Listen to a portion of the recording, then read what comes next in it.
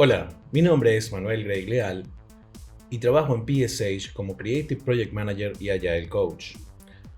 Hoy vamos a hablar sobre el diseño accesible y cómo es una oportunidad que puede ser rentable para los diseñadores.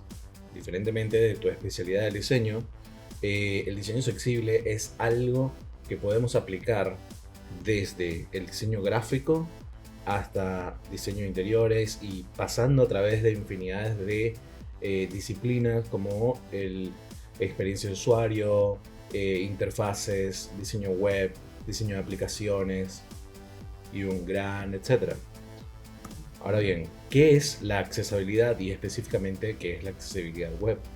Bien, cuando los sitios y herramientas web están diseñados y codificados, las personas con discapacidad pueden utilizarlos. Hoy por hoy son muy pocos los sitios que de hecho están adaptados para ser accesibles. ¿Y cómo podemos definir eso? Bien, hoy por hoy existen herramientas que son principalmente aplicaciones que las personas con discapacidades pueden utilizar para leer y recorrer un sitio web, una aplicación o cualquier tipo de contenido. Aparte de esto,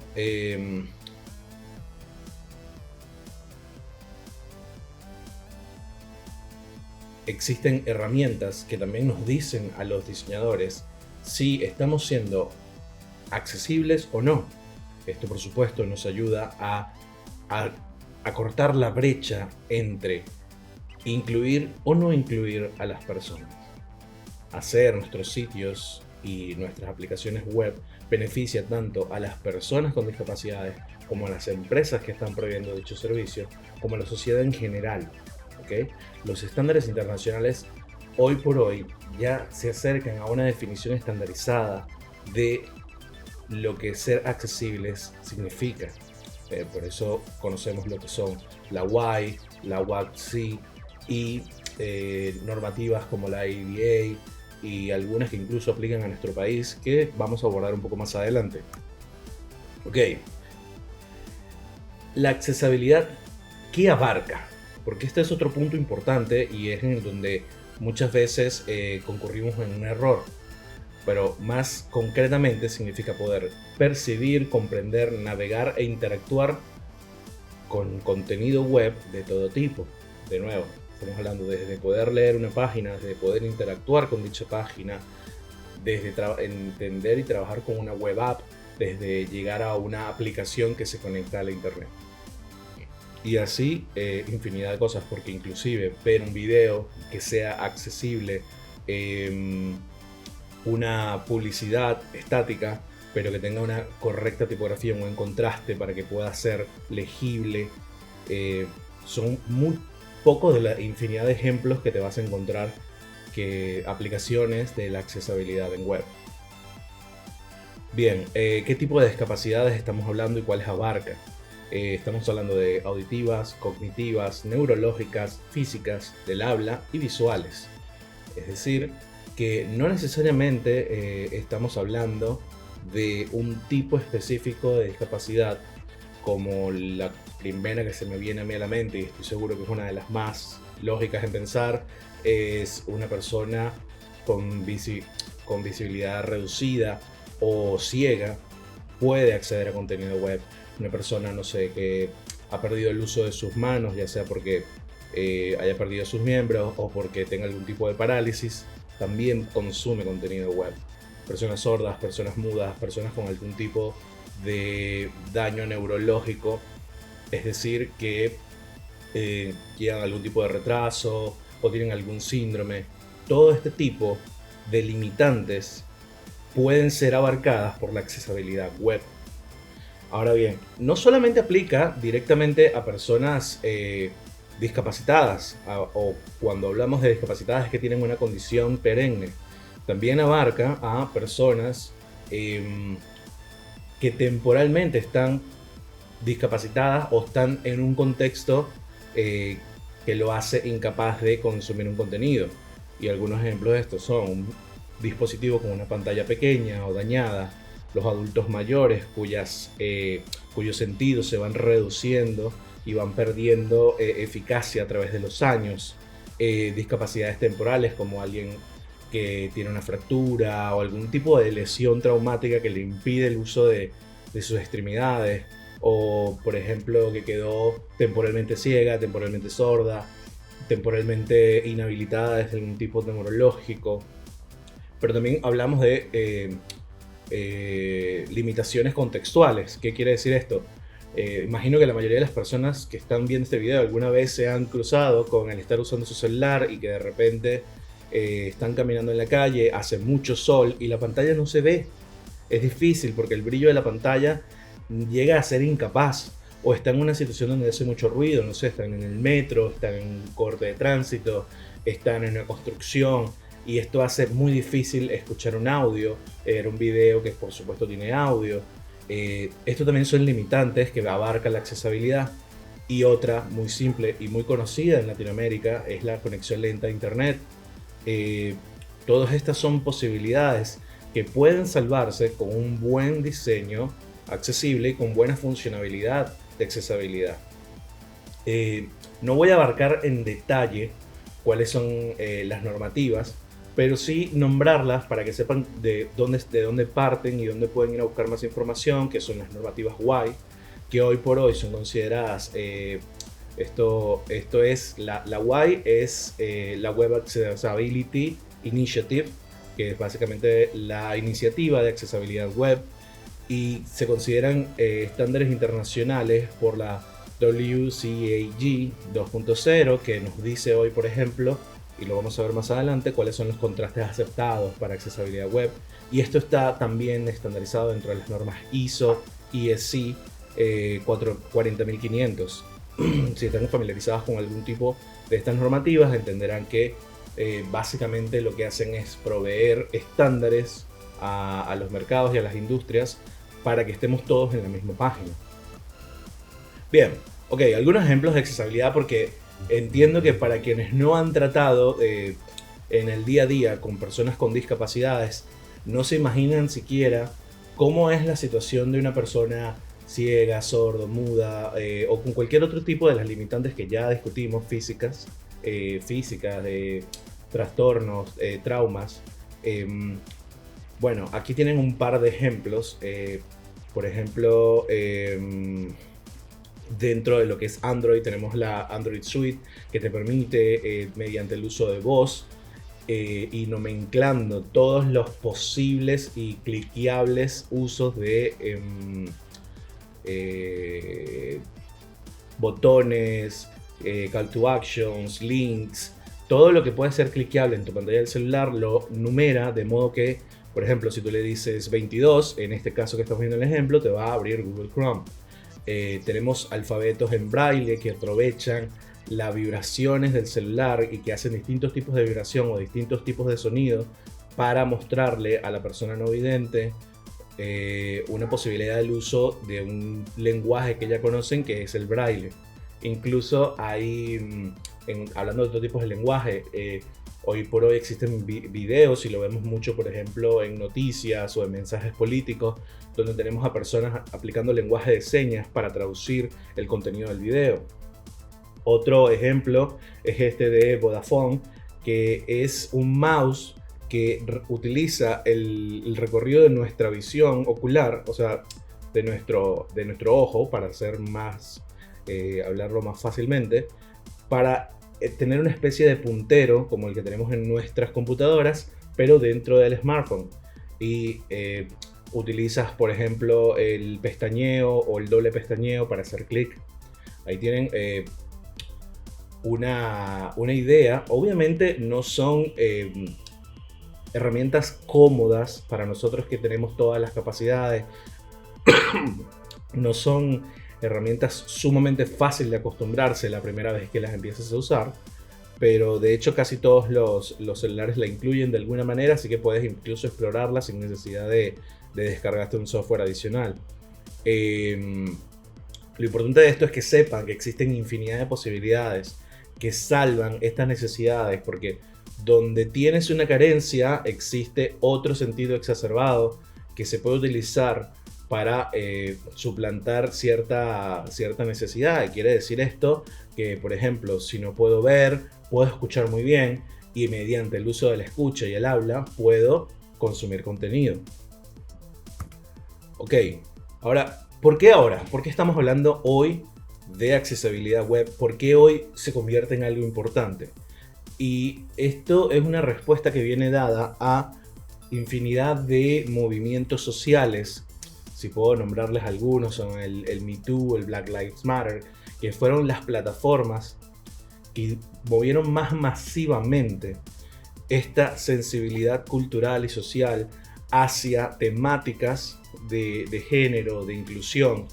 Y a raíz de esta apertura y de esta mediatización de estas iniciativas, empezaron también a entrar iniciativas de inclusividad que hablaban ya no de un color de piel, ya no de un género, de una religión, sino que hablaban más de capacidades biológicas, de capacidades físicas, de psicopatías, etc. Y de otro tipo de enfermedades, si se le quiere ver desde un punto de vista, porque algunas lo son, no todas. Empezaron a entrar en este plano de la mediatización, de las redes sociales, de la política, y decantaron entre, si bien ya existían como iniciativas políticas de leyes, o mejor dicho, iniciativas legislativas desde hace muchísimos años, estamos hablando de los años 60, revisadas en los años 90, recién obviamente se toma desde un punto de vista web entre 2017 y 2019, ya que antes se limitaba solamente a espacios físicos, que quiere decir el típico cartel que nosotros podemos ver en cualquier transporte público, que decía que había un asiento que era para personas con movilidad reducida, o para personas, o que el asiento prioritario es para la embarazada, para el adulto mayor, o para la madre con el hijo en brazos. Bien, todo esto que antes se había vuelto unas leyes de la ciudad, leyes de el transporte público, leyes de arquitectura, de ingeniería, se empiezan a traducir al entorno digital a través del consumo del contenido digital web. Y ahí nacen la ADA, que ya la vamos a abordar un poco más. Instituciones como el INADI forman la ONTI, que viene dentro de lo que es el Ministerio de Modernización. Y si bien dentro de la Argentina no es un ente que hoy por hoy esté aplicando sanciones severas, en Estados Unidos sí, ya es una temática fuerte las normas ADA, porque te permiten, o mejor dicho, ponen en vulnerabilidad a las empresas que tienen páginas web de recibir demandas, y que muchas de ellas se han llevado a cabo y han llevado a finalidad, y empresas grandísimas, como por dar un ejemplo simple, Amazon, se vieron involucradas en este tipo de situaciones que, o sea, no es que fueron escándalos, porque la verdad es que es algo nuevo, es una iniciativa que recién empieza y donde las empresas se tienen que ir ayornando y la gente que tiene contenido web se tiene que ir ayornando. Y cuando yo digo hoy se tienen que, es porque ya es una ley, ya hay una ley que lo respalda y se vuelve una necesidad.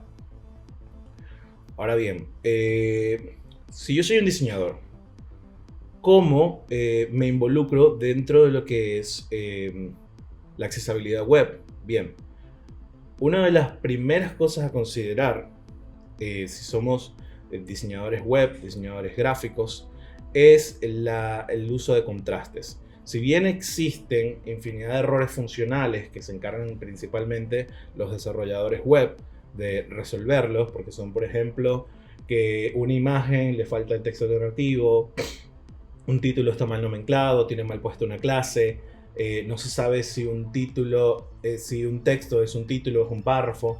Esos son el tipo de errores que en el ejemplo que están viendo, si ven la pantalla está dividida al lado izquierdo y al lado derecho. En el lado izquierdo tenemos un panel en gris que se llama Wave. Esto es una herramienta de Web Accessibility Evaluation Tool de la WebAIM, que básicamente lo podemos instalar fácilmente en cualquier browser, Google Chrome, Firefox, Safari, el que ustedes prefieran. Y lo que les va a permitir es ver la cantidad de errores funcionales y de errores de contraste que ya vamos a ver. Estos errores funcionales les dicen no solamente cuáles son, sino cómo corregirlos. Directamente ahí ya están algunos ejemplos que tienen los Missing Alternative Text, son los textos alternativos que les estaba diciendo anteriormente. Linked Image, o sea, esta es una imagen linkeada.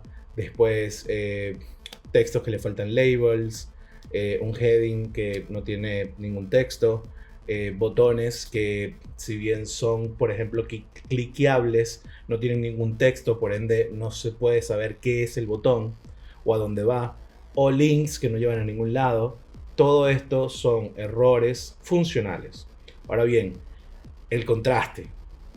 En lo que nos atañe a las personas dentro del mundo de la creatividad, de la comunicación visual y del diseño, los grandes enemigos de la iniciativa de accesibilidad web son los errores de contraste. ¿Por qué? Porque actualmente lo más fácil de que suceda, no es en este ejemplo el caso, pero lo que normalmente sucede es que hay errores de contraste. De hecho, infinidad de estadísticas lo demuestran de que por lo menos el 65% de los errores de incumplimiento de accesibilidad web son de errores de contraste. ¿Qué quiere decir eso? Hay algo llamado contrast ratio, que básicamente es el equilibrio de contraste entre un fondo y algo está frente a ese fondo. Quiere decir entre un primer plano y un segundo plano, si hablamos de normas compositivas. Puede ser, por ejemplo, un texto con un fondo, un botón con un fondo, una imagen que, si bien a nivel formato no necesariamente es una imagen, pero imagínense un SVG o un JSON file, o sea, archivos JSON, archivos.svg, que si fuesen un PNG sin fondo, no entrarían dentro de estos problemas de contraste. Pero al ser legibles por una de estas herramientas de accesibilidad, sí entran el CSV y el JSON, como algunos otros ejemplos, dentro de lo que es accesibilidad. Entonces, todo lo que son textos, todo lo que son botones, hipervínculos, sobre todo lo van a encontrar en esos dos, en los botones y en los hipervínculos. Tienen que tener un balance de contraste o un contrast ratio mayor al 4.5 en 1. Estas normas son difíciles de explicar a grosso modo en cómo se calcula el contraste, pero lo cierto es que para que no se hagan mala vida, existen herramientas como estos contrast checker que los pueden encontrar fácilmente en cualquier buscador. No necesitan descargarlos, ahí mismo están las páginas web. Ustedes ponen el código hex del fondo, el código hex del texto, y les va a decir directamente cuánto contrast ratio tiene y si pasa o no pasa las normativas WCAG, que tienen dos niveles. Mejor dicho, tienen tres: tienen A, AA y AAA, pero para contenido web necesitan que tenga AA y AAA. O AAA, perdón. No es lo mismo tampoco, no aplica de la misma manera para textos pequeños que para textos grandes. Para textos grandes hay un poco más de libertad, porque el texto ser más grande ya genera per se más contraste que un texto pequeño. De este modo, tenemos estas dos reglamentaciones. Entonces, para lograr pasar un ADA o para entrar dentro de las normativas WCAG, sencillamente tenemos que lograr un 4.1 entre 1, y para que sea AAA un 7 entre 1. Si bien a nivel visual y a nivel compositivo nos limita un poco dentro del tipo de colores que podemos encontrar o podemos usar, básicamente se trata sobre evitar una paleta de colores pasteles con otro color o contrastado contra otro color que tenga una tonalidad similar, o en viceversa, utilizar un color que sea de baja intensidad sobre un fondo muy claro. Ustedes como diseñadores van a saber, una vez que tengan cualquiera de estos contrast checkers, y de hecho les informo, existen muchos plugins para sus herramientas favoritas como Photoshop, Illustrator, Corel o cualquier otra herramienta que estén aprovechando, que de una vez incluye los contrastes de color y les avisa si algo que están haciendo no va a funcionar o no va a pasar un test de este tipo. Entonces, básicamente son dos cosas. Uno, cambiar el mindset de pensar a trabajar con altos contrastes.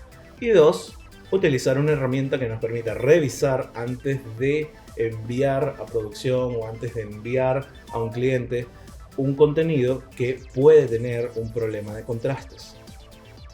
Bien, para entrar un poco en contexto, más de 1.000 millones de habitantes del mundo, o sea, personas como tú, como yo, como todos los que conocemos, tienen algún tipo de discapacidad. Eso es 15% de la población mundial.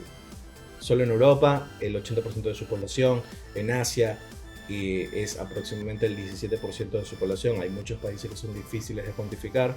Y en Norteamérica, estamos hablando de México, Estados Unidos, Canadá, 26% de la población tiene algún tipo de discapacidad.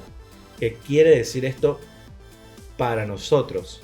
Es que es un mercado que suena feo decirlo que está en auge, pero la realidad es que cada vez más personas tienen algún tipo de discapacidad. Entonces, más allá de que esto nosotros lo podamos ver desde un punto de vista médico o de un punto de vista social, de cómo abordarlo, lo que nos atañe a nosotros es pensar que hay una población grande, quiere decir, hay una audiencia grande que necesita consumir este tipo de contenidos. ¿Por qué no nosotros producir para ellos? Para que vean desde un punto de vista, si bien ya hablamos de lo que es la inclusión al darnos cuenta de la cantidad de población que tiene algún tipo de discapacidad, veámoslo ahora desde un punto de vista de responsabilidad. Como les comenté antes, la ADA es la ley de los americanos con discapacidades, se aprobó en 2017 y desde entonces se han estado recibiendo demandas. Como ven en el gráfico que tienen a la derecha, en 2017 ya empezamos a tener las primeras cantidades de demanda, que tuvo un incremento sumamente notorio hacia 2018 y después empezó un crecimiento más poco a poco entre 2019 y 2020. Obviamente para 2022 esto ha incrementado un poco más. No teníamos los números exactos, por ende no los quise meter acá, pero básicamente esto lo pueden buscar. Buscan ADA normativas o ADA compliance y van a encontrar que estos son regulaciones, o sea, dentro de esta normativa que involucra todo lo que les nombré anteriormente sobre señalética, sobre espacios designados para personas con discapacidades, sobre normas de tránsito, etc. Dentro de sus regulaciones del título 3 y dentro de lo que es el área de alojamientos públicos e instalaciones comerciales, involucra la parte web, ya que es una especie de instalación comercial y que está abierta al público. Ok, bueno, todas estas normas ya nosotros abordamos un poco sobre qué es lo que nos piden o cómo estar en cumplimiento de estas normas. Por ende, lo que le da un valor agregado a nuestro diseño, si estamos apuntando a un mercado estadounidense, y que hoy por hoy, con la globalización que hay, con la descentralización que hay, es muy común que sobre todo los freelancers o las personas que trabajan para una agencia transnacional trabajen con este tipo de normativas y estén dándole un valor agregado a sus clientes.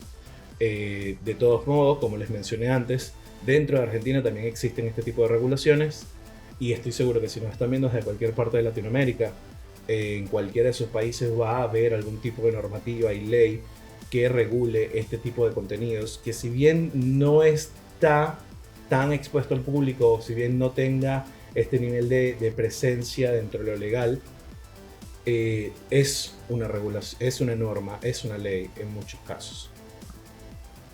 Bien, a fin de cuentas, lo importante de destacar acá es que esto no se hace por altruismo, es rentabilidad.